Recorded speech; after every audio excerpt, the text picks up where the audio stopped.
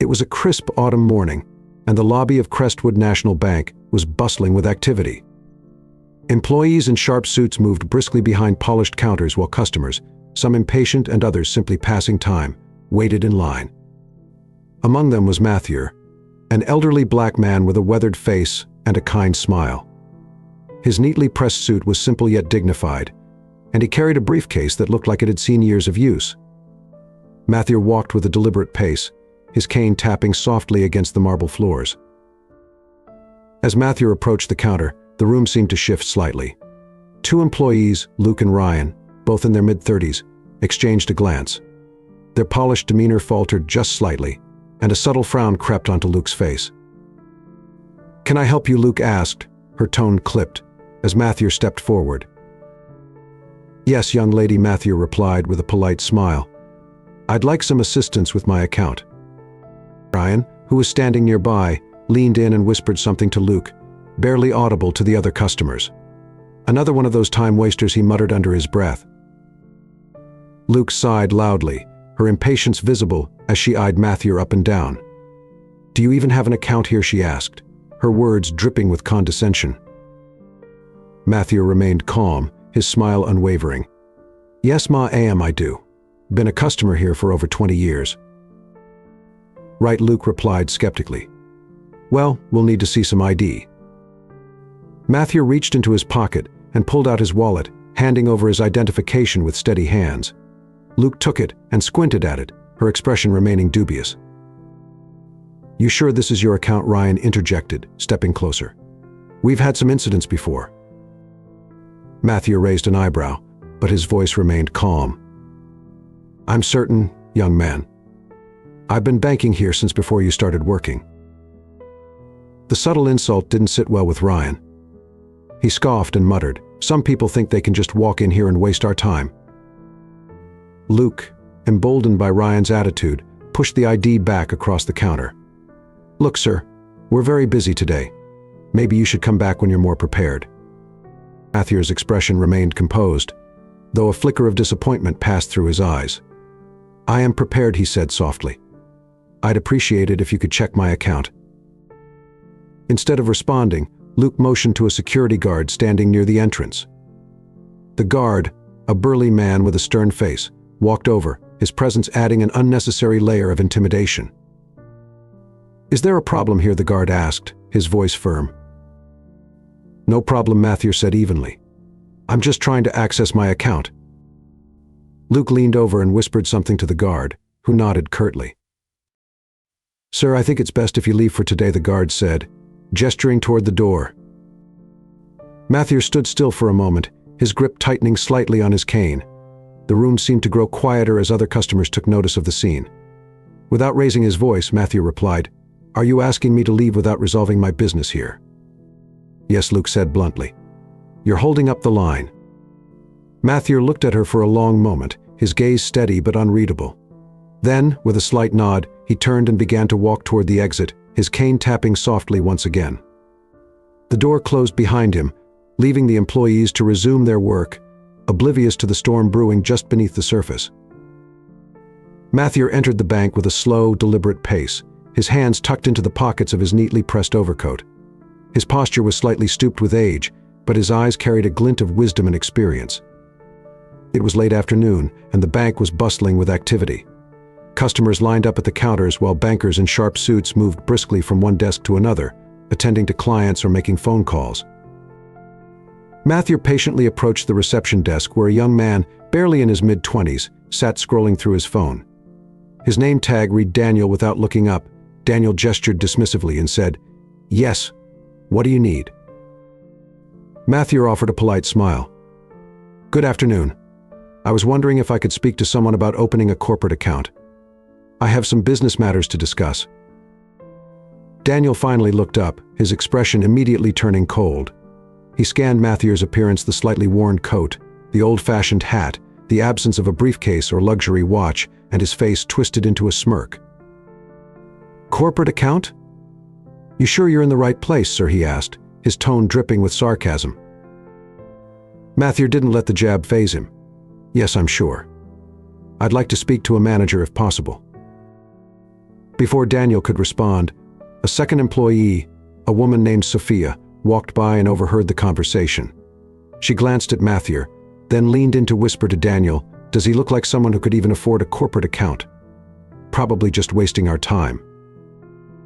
Matthew caught the rear end but chose to remain composed. He repeated his request, this time addressing both of them. "I'd appreciate it if someone could assist me. I have all the necessary documents with me." Daniel exchanged a glance with Sophia, rolling his eyes. "Look, sir, this is a high-end financial institution. We don't have time for whatever it is you're trying to do here." The sharpness in Daniel's tone drew the attention of other customers and staff nearby. Some whispered among themselves while others looked visibly uncomfortable. Sophia decided to escalate the situation. She stepped forward, her voice firm but condescending. "Sir, we have policies in place. Without an appointment and proper credentials, we can't entertain requests like yours. And frankly, this branch handles clients of a certain caliber." The words stung, but Matthew maintained his composure. "I understand policies, and I respect them. However, I believe if you take a moment to review my paperwork, you'll see that I meet the requirements." Sophia let out a short laugh. "Paperwork? You're kidding, right? Sir, I think it's best if you take your business elsewhere. We're quite busy here." By now, a small crowd had formed. Some customers stared in disbelief at the way Matthew was being treated, while others averted their gaze, unwilling to intervene. A middle-aged woman whispered to her companion, "Why are they treating him like that? He hasn't done anything wrong." Daniel, sensing the growing tension, decided to end the interaction. "All right, that's enough," he said loudly. "Sir, I'm going to have to ask you to leave. You're disrupting the workflow here." Matthew hesitated, glancing around at the onlookers. His calm demeanor never wavered, but there was a flicker of disappointment in his eyes. He reached into his coat pocket and pulled out a neatly folded document. "Perhaps if you look at this, it might clear up any misunderstandings." Daniel barely glanced at the paper before pushing it back toward Matthew. "I said leave. We don't have time for this." Sophia nodded in agreement, stepping closer to Matthew as if to physically usher him out. "You heard him. This isn't the place for you." At that moment, a third employee, a junior banker named Olivia, stepped forward hesitantly. She had been watching the interaction from her desk and felt increasingly uncomfortable with how things were unfolding. "Maybe we should just take a look at his documents," Olivia said softly, addressing Daniel and Sophia. "It won't hurt to check." Daniel shot her a glare. "Olivia, stay out of this. We know what we're doing." But Olivia persisted, her voice firmer this time. "He's not causing any trouble. He's just asking for assistance. Isn't that our job?" Sophia turned to Olivia, her tone icy. "Olivia, if you want to waste your time, go ahead, but don't expect us to entertain every random walk-in who thinks they can open a corporate account." The tension in the room was palpable. Matthew, sensing the hostility, decided to step back. "It's all right," he said quietly. "I didn't mean to cause a scene. I'll take my business elsewhere." He turned to leave, his steps slow but dignified. As he reached the door, he paused for a moment, glancing back at the staff who had dismissed him so quickly. There was no anger in his eyes, only a quiet sadness. Without another word, he walked out into the cold afternoon, leaving the murmurs of the onlookers behind. Back inside, Daniel and Sophia exchanged smug smiles, proud of how they had handled the situation.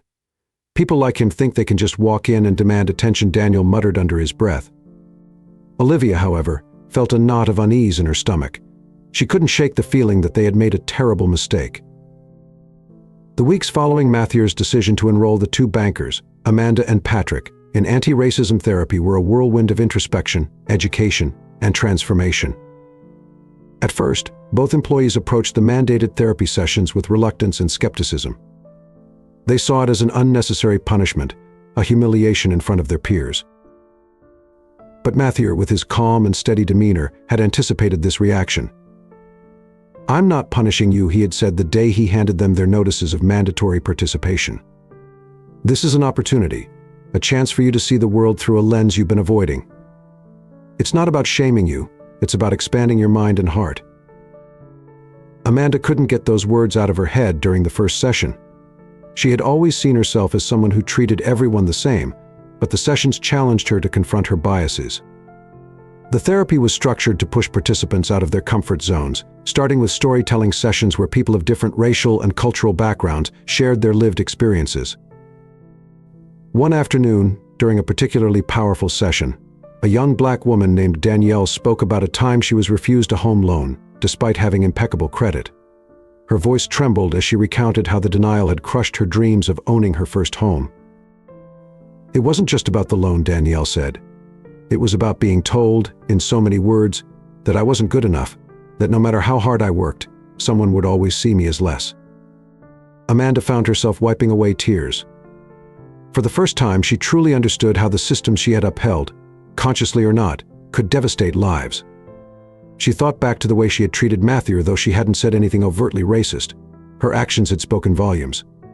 She had dismissed him as unworthy of her respect based solely on his appearance. Patrick's journey was no less impactful. His natural defensiveness made the first few sessions difficult. He was quick to interrupt, to justify his actions, to point out times when he believed he had been fair to everyone. But as the sessions progressed, his walls began to crumble. One day, the therapist asked the group to participate in a role reversal exercise. Patrick was paired with a black man named Harold, who played the role of a banker, while Patrick acted as the customer. Harold treated Patrick with the same coldness and disdain that Patrick had often shown to others, adding an air of condescension that hit Patrick like a punch to the gut. "That's what it feels like," Harold said afterward, his voice steady but tinged with sadness. "That's what so many of us feel every day, like we're less than just because of the color of our skin." Patrick couldn't speak. For the first time, he felt the sting of prejudice, even if only in a simulated environment. It was a wake-up call he couldn't ignore. Over the next several weeks, Amanda and Patrick began to change, not just in how they viewed the world, but in how they saw themselves. They started to recognize their privilege, their blind spots, and the harm they had caused, both intentionally and unintentionally. The therapy sessions were difficult and often uncomfortable, but they were also deeply transformative. Matthew, though not directly involved in the sessions, kept tabs on their progress. He received weekly reports from the program's facilitators and even attended a few group sessions as a silent observer. Seeing Amanda and Patrick's vulnerability and willingness to change filled him with a sense of cautious hope. When the therapy program concluded, Amanda and Patrick requested a private meeting with Matthew. They walked into his office, their postures humble, their expressions earnest. "Mr. Reynolds," Amanda began, her voice trembling, "we owe you an apology, not just for how we treated you that day, but for the attitudes and biases we've carried for so long. The therapy opened our eyes to things we didn't want to see about ourselves. We were wrong, and we're so sorry." Patrick nodded, his usually confident demeanor replaced with genuine humility. "I thought I understood people, but I didn't. I judged you without knowing anything about you, and worse, I justified it to myself. Thank you for not giving up on us, even when you had every reason to." Matthew looked at them for a long moment, his face unreadable. Then, with a small smile, he said, "Acknowledging your mistakes is the first step, but the real work begins now. Change isn't about words, it's about actions. Show me, and yourselves, that you've learned from this." Amanda and Patrick nodded, their resolve evident. Several months later, Matthew decided to host a small gathering at the bank to celebrate the progress Amanda and Patrick had made. It was a simple affair, just a few employees, some snacks, and a chance to reflect on the journey they had all been a part of. During the gathering, Amanda and Patrick shared their experiences with the group, speaking openly about their past mistakes and the lessons they had learned. Their vulnerability inspired others in the room to reflect on their own biases and behaviors, sparking a candid and meaningful conversation about diversity and inclusion. Matthew watched with pride as his employees engaged in the discussion, their words filled with empathy and a genuine desire to create a more inclusive workplace. It was a far cry from the hostility he had faced on his first visit to the bank. Toward the end of the evening, Amanda and Patrick approached Matthew. "We wanted to thank you," Amanda said, her eyes shining with sincerity.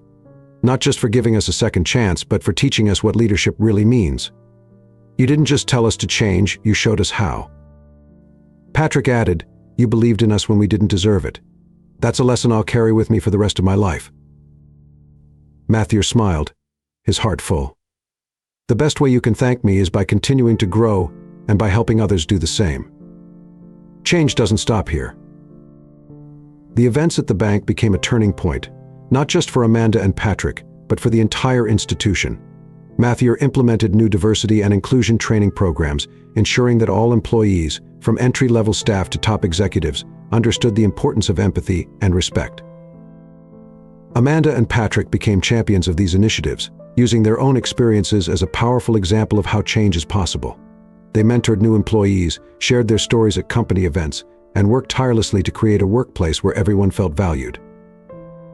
For Matthew, the journey had been about more than just addressing a single incident of discrimination.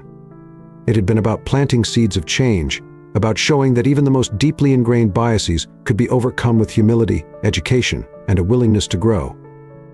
And in the end, the greatest reward was seeing those seeds bear fruit, a team united by respect, a workplace transformed by understanding, and a legacy of leadership that would endure for years to come.